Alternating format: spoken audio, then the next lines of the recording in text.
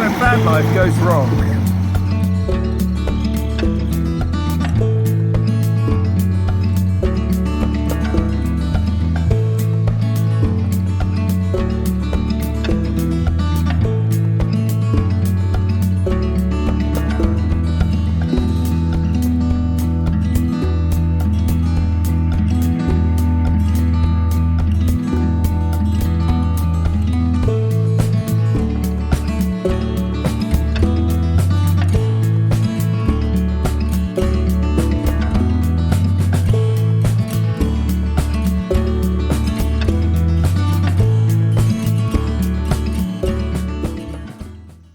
So as you can see, we're not in the sunny Algarve now. We're in chilly central Portugal, where it's even colder than it is in the UK. And we've just got back in time to pick some persimmons. We had our stay cut short a little bit in the Algarve. We would have stayed there a couple more weeks. Maybe, because we were loving it so much. But then our van broke down. So I'll just tell you a little bit about that process. Van breaks down on a busy road. It's all quite traumatic. The engine might have completely blown up. Who knows yet? Anyway, phone recovery. Recovery in Portugal is always covered by your insurance company. You just have recovery as part of that. So we phoned them up. Within half an hour, 3/4 of an hour, the recovery truck turned up, very efficiently picked us up and took us off to our their depot rather. And then at the same time, because we needed to get back to central Portugal where we live here, they organised a taxi. So they couldn't recover the van. It happened on a Sunday, and they couldn't recover that back up to our garage up in central Portugal that day. But they did recover us in a taxi all the way back. Miles. We ended up going past Seville, because that's actually the quickest way back up to where we are in the Castelo Branco region. And 5 hours. Our choice was made. We were back in the cold of central Portugal. But you've got to make the best of it. So we're picking some persimmons now because they're ready. Just the ones that are most ready at the moment. We'll pick a few. So just on that, if you break down here, because your insurance company covers the breakdown sort of assistance, we found that whole process incredibly easy, and to the point where the people we were speaking to could speak English, which made it a bit easier with the complicated things we had to explain to them. And so yeah, it was just an incredibly efficient and easy process to get us recovered. And our van is going to be recovered by the end of the week, they say, to our garage up here. Anyway, that's us back in central Portugal.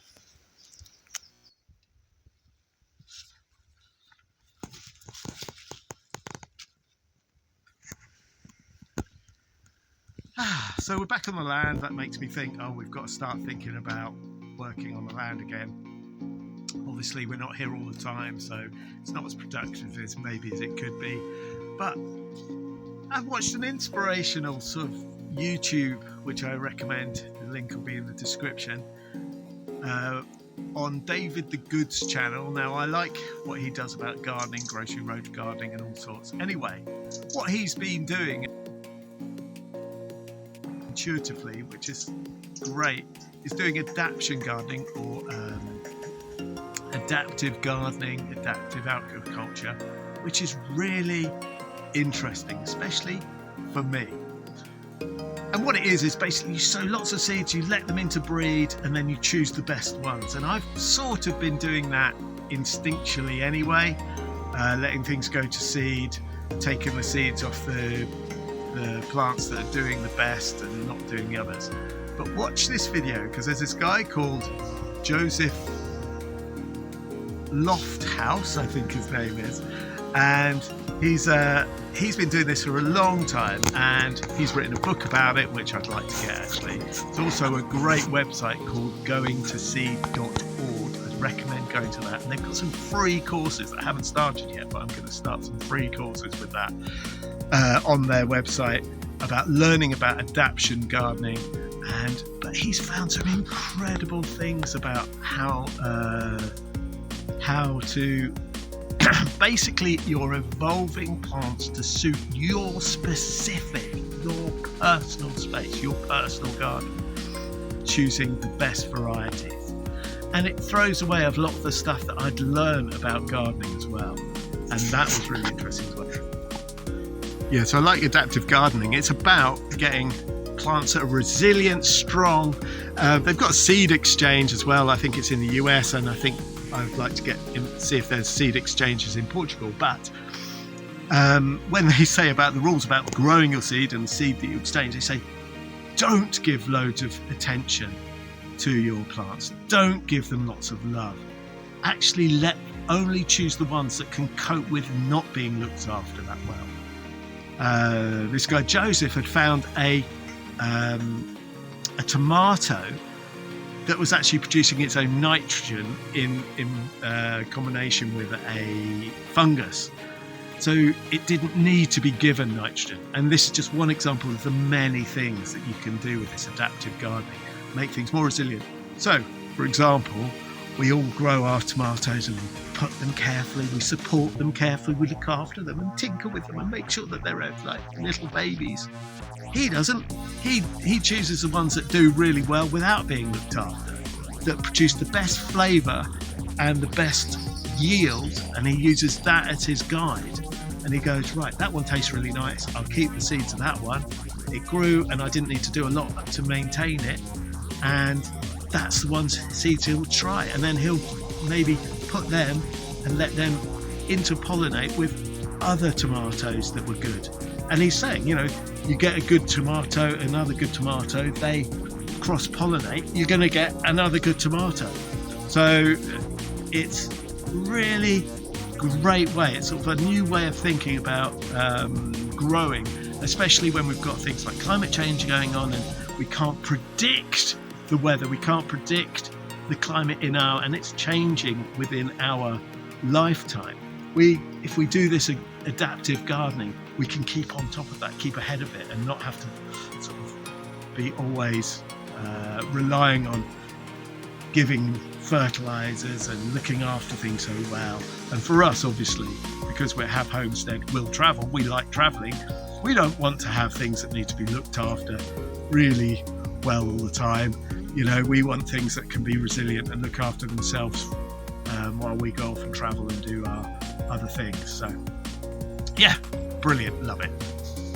Really recommend, I can't do it justice, I really recommend you watch the video, watch it all the way through. There's remarkable revelations, and David the Goog and Joseph are talking really interestingly about their experiences of doing this. And I think if you're thinking of growing in Portugal, I think it's perfect because there's so many microclimates here. If you look here, at the moment, it's freezing down here.